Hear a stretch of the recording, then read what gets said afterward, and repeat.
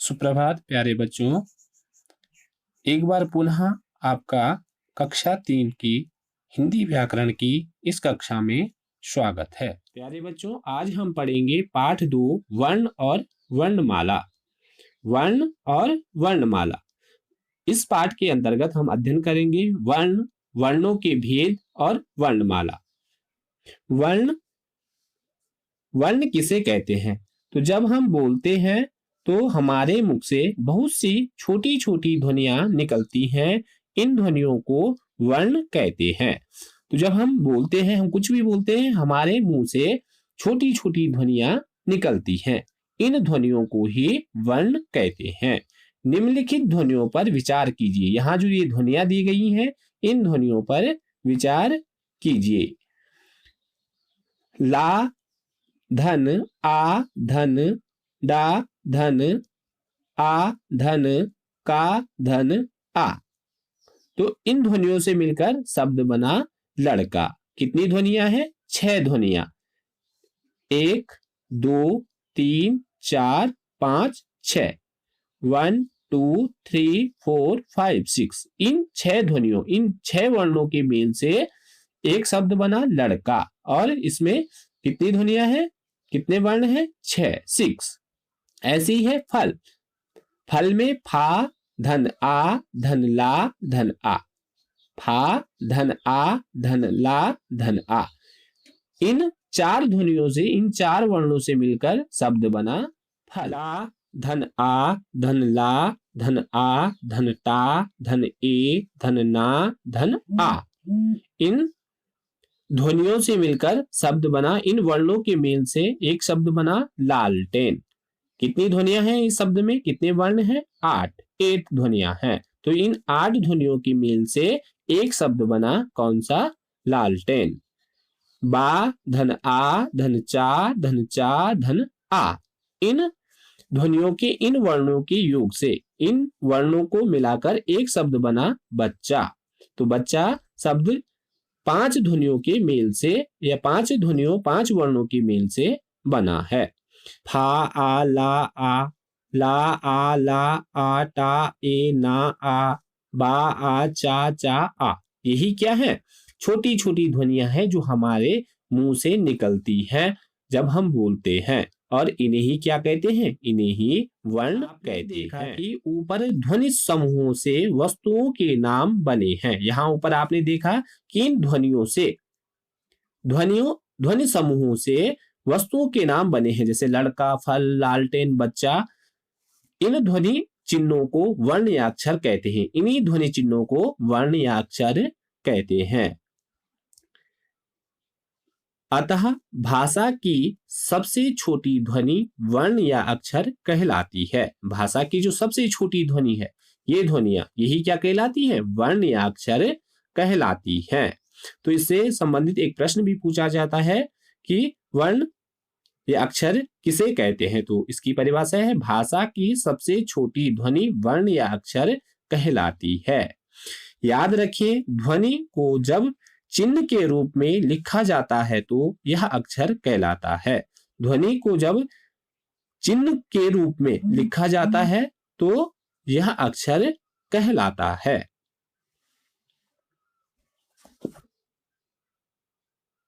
प्यारे बच्चों, भाषा की जो सबसे छोटी इकाई है, सबसे छोटी ध्वनि है, वो है वर्ण। वर्णों के भेद। वर्णों के कितने भेद होते हैं? तो वर्ण 2 प्रकार के होते हैं। वर्ण के 2 भेद होते हैं, या वर्ण 2 प्रकार के होते हैं। वर्ण, स्वर और व्यंजन। कितने भेद होते हैं? 2। पहला है स्वर और दूसरा है व्यंजन। स्वर किसे कहते हैं? स्वर जिन वर्णों को बोलने में किसी दूसरे वर्ण की सहायता नहीं लेनी पड़ती, उन्हें स्वर कहते हैं। हिंदी भाषा में अग्रलिखित 11 स्वर होते हैं। जिन वर्णों को बोलने में किसी दूसरे वर्ण की सहायता नहीं लेनी पड़ती, जो वर्ण, जिन वर्णों को बोलने में हमें किसी दूसरे वर्ण की सहायता नहीं लेनी पड़ती, उसे स्वर कहते हैं। व्यंजन को बोलने में स्वरों की सहायता लेनी पड़ती है, लेकिन स्वरों को बोलने के लिए किसी अन्य वर्ण की या किसी दूसरे वर्ण की सहायता नहीं लेनी पड़ती। उन्हें स्वर कहते हैं। हिंदी भाषा में अग्रलिखित 11 स्वर होते हैं। हिंदी जो भाषा है उसमें 11 स्वर होते हैं। कितने स्वर होते हैं? 11 स्वर होते हैं। वो 11 स्वर कौन कौन से हैं? तो आ ई उ री ए ऐ ओ औ। आ ई उ री ए ऐ ओ औ। ये कितने हैं? 1 2 3 4 5 6 7 8 9 10 11। ये कितने हैं? 11 हैं। तो स्वर कितने होते हैं? 11 होते हैं। आ ई उ री ए ऐ ओ। व्यंजन। तो व्यंजन किसे कहते हैं? जिन वर्णों को बोलने में दूसरे वर्णों स्वरों की सहायता लेनी पड़ती है उन्हें व्यंजन कहते हैं। हिंदी भाषा में 33 व्यंजन होते हैं। जिन वर्णों को बोलने में स्वरों की सहायता लेनी पड़ती है, अर्थात जैसे व्यंजन है तो व्यंजन स्वरों की सहायता से बोले जाते हैं। आ स्वर प्रत्येक व्यंजन में मिला हुआ रहता है और स्वरों की सहायता से व्यंजन बोले जाते हैं, उन्हें ही व्यंजन कहते हैं। हिंदी वर्णमाला में हिंदी भाषा में 33 व्यंजन होते हैं। 33 व्यंजन होते हैं। 33 व्यंजन जो है क ख ग घ ग च छ ज झ य ट ठ ड ढ ण त थ द ध न प फ ब भ म य र ल व श श श ह। ये हिंदी वर्णमाला में 33 व्यंजन हैं। प्यारे बच्चों, इन व्यंजनों को बोलने के लिए आ स्वर की सहायता लेनी पड़ती है और इन व्यंजनों में आ मिला हुआ रहता है, आ जुड़ा हुआ रहता है। आ स्वर है जो इन व्यंजनों के से जुड़ा हुआ रहता है और जब तक इन व्यंजनों के साथ आ जुड़ा हुआ नहीं होगा तब तक ये अपूर्ण अधूरे होते हैं। जैसे का हलंत है, जब तक इसके साथ आ नहीं जुड़ेगा तब तक यह पूर्ण नहीं होगा। इसी तरह इन सब व्यंजनों के नीचे हंत लगाया गया है। ये आ रहित स्वर रहित व्यंजन है। याद रखें, स्वर 11 स्वर और 33 व्यंजनों के अलावा 3 अयोगवाह होते हैं, जैसे अंग, अ तथा अह। ये अयोगवाह कहलाते हैं। अयोगवाह अर्थात आ का अर्थ होता है नहीं है, योग योग का अर्थ होता है जुड़ा हुआ। ये न तो पूरी तरह से स्वर हैं और न ही व्यंजन हैं। ये ड़ तथा ढ हिंदी की विकसित ध्वनियां हैं। ये हिंदी की विकसित ध्वनियां हैं। हिंदी भाषा में 4 संयुक्त व्यंजनों को स्थान मिला है। हिंदी भाषा में 4 संयुक्त व्यंजनों को स्थान मिला है। क्ष, त्र, ज्ञ और स्रा, ये 4 संयुक्त व्यंजन हैं। इसी प्रकार हमारी वर्णमाला में 52 वर्णों को स्थान मिला है। इसी प्रकार हमारी जो वर्णमाला है, हिंदी भाषा की वर्णमाला, उसमें 52 वर्णों को स्थान मिला है। इसमें स्वर 11 है, अयोगवाह 2 है, व्यंजन 33 है, संयुक्त व्यंजन 4 है और विकसित ध्वनियां 2 हैं। टोटल इनका योग है कुल ध्वनियां 52। हिंदी वर्णमाला में कुल ध्वनियां 52 हैं, 52 हैं। अब हम पढ़ेंगे वर्णमाला। वर्णमाला का अर्थ है वर्णों की माला। वर्णमाला का क्या अर्थ है? वर्णों की माला।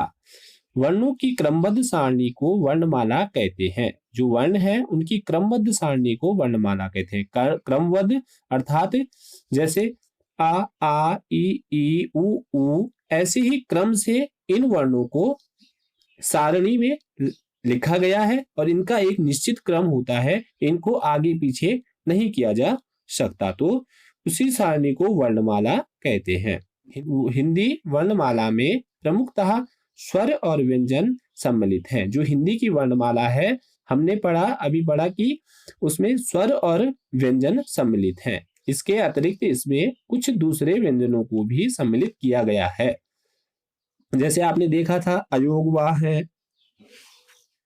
विकसित ध्वनियां हैं, व्यंजन है, संयुक्त व्यंजन है, ये सभी अन्य व्यंजन हैं जिन्हें सम्मिलित किया गया है। संयुक्त व्यंजन, संयुक्त व्यंजन किसे कहते हैं? दो व्यंजनों से बने ऐसे व्यंजन जिनकी मूल पहचान बिल्कुल समाप्त हो जाए, उन्हें संयुक्त व्यंजन कहते हैं। दो व्यंजनों से बने ऐसे व्यंजन जिनकी जो मूल पहचान है वह बिल्कुल समाप्त हो जाए, उन्हें संयुक्त व्यंजन कहते हैं। हिंदी भाषा में 4 संयुक्त व्यंजनों को स्थान मिला है। हिंदी भाषा में 4 संयुक्त व्यंजन हैं जिन्हें हिंदी भाषा में स्थान मिला है। संयुक्त व्यंजन जैसे यहाँ पे आपने पढ़ा कि दो व्यंजनों से मिलकर बनते हैं, तो यहाँ पे इस चित्र के माध्यम से आप देखें, अनु मेरी कक्षा में पढ़ती है। यहाँ पे एक शब्द है कक्षा, तो इसमें क्या है? अक्षा। ये का, हलंत और सा से मिलकर बनता है। ये व्यंजन का और सा के योग से बनता है। ऐसी है सोनू मेरा मित्र है। तो मित्र मा जो त्रा है वो ता और रा के योग से बनता है। ता और रा, ता में क्या है?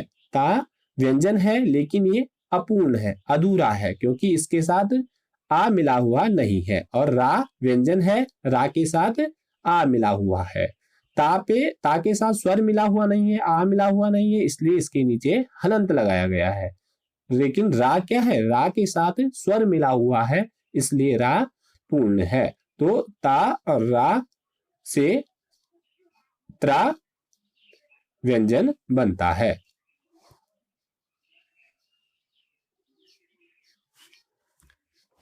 इस चित्र में है आज विज्ञान का युग है। आज विज्ञान का युग है, तो विज्ञान जो इसमें या है वो जा और या, जा हलंत है, ये व्यंजन है, ये पूर्ण नहीं है। और या ये इसके साथ स्वर मिला हुआ है, इसीलिए ये पूरा है। तो जा हलंत इसलिए है क्योंकि ये अपूर्ण है, इसके साथ स्वर मिला हुआ नहीं है। इससे जा और या से मिलकर जो वर्ण बना संयुक्त व्यंजन वो है या। श्रीमान आपका स्वागत है, तो श्री जो श्रा है वो सा और रा के योग से, इन दो व्यंजनों के योग से एक व्यंजन बना, कौन सा? श्रा। तो सा और रा के योग से व्यंजन बना श्रा। प्यारे बच्चों, इस पाठ जो वर्णमाला है इसमें आपने जाना कि भाषा की छोटी से छोटी ध्वनि वर्ण कहलाती है। जो भाषा की छोटी ध्वनि होती है वो क्या कहलाती है? वर्ण कहलाती है। ध्वनियों के मिलने से भाषा बनती है। ध्वनियों के मिलने से भाषा बनती है। वर्ण के दो प्रमुख भेद होते हैं। वर्ण के दो प्रमुख भेद होते हैं, या वर्ण के दो भेद होते हैं, स्वर तथा व्यंजन। नंबर 1 स्वर और नंबर 2 व्यंजन। स्वरों को बोलने में किसी दूसरे वर्ण की सहायता नहीं लेनी पड़ती है। जो स्वर हैं उन्हें बोलने के लिए किसी दूसरे वर्ण की सहायता नहीं लेनी पड़ती है। व्यंजनों को बोलने में स्वरों की सहायता लेनी पड़ती है। व्यंजनों को बोलने में स्वरों की सहायता लेनी पड़ती है। स्वर व्यंजन संयुक्त व्यंजन के मिलने से वर्णमाला बनती है। स्वर व्यंजन संयुक्त व्यंजन के मिलने से क्या बनती है? वर्णमाला बनती है। प्यारे बच्चों, आपका जो पाठ 2 है वर्ण और वर्णमाला, वह पूरा हो गया है।